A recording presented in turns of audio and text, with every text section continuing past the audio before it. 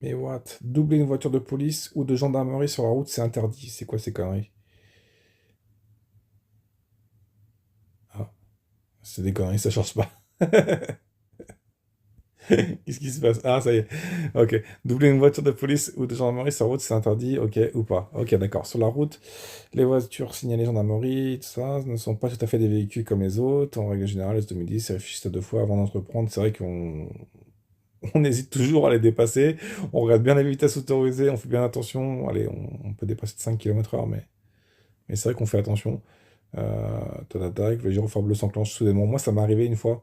Ça m'est arrivé une fois de dédoubler une voiture de gendarmerie, mais sur une ligne blanche. Et j'avais pas vu que c'était une voiture de gendarmerie. Moi, j'avais quoi? J'avais 18, 20 ans juste quand je les ai doublés, ils ont mis les sirènes. Je fais non. Et le lendemain matin, on partait en plus en Espagne avec des potes. Histoire vraie, hein. Et j'ai accéléré comme un porc et tout. J'ai essayé de les semer. Bon, après 2 km, je me suis rangé sur le côté. J'ai vu que c'était pas possible de les semer. Et à la final, ils ont été très cool. Ils nous ont laissé partir. Même pas d'amende, rien du tout. Mais sur le coup, j'ai bien flippé, quoi. Mais bon, c'était une autre époque. C'était il y a 20 ans, quoi.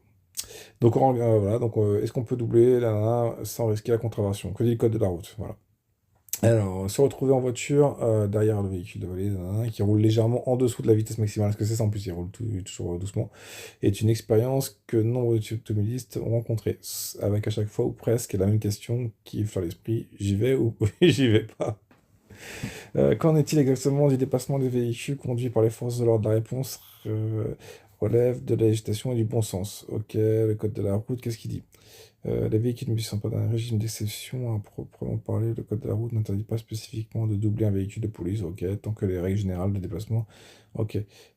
Signalisation le permet, donc il doit y avoir une ligne discontinue. Voilà, bon, j'avais tout faux déjà. La visibilité est suffisante. Bon, par contre, j'avais des visibilités. Ok, la vitesse est adaptée. Vous ne devez pas excéder la limitation autorisée pour effectuer le déplacement. Ok. Donc le cas particulier du gyrophare, voilà, si les gyrophares et les sirènes, dans ce cas, ils sont considérés comme en intervention, donc il est formellement interdit de les dépasser. Ou de les gêner dans leur progression, sous peine de sanction. Bon, moi je sais pas si ça s'applique vraiment, mais bon.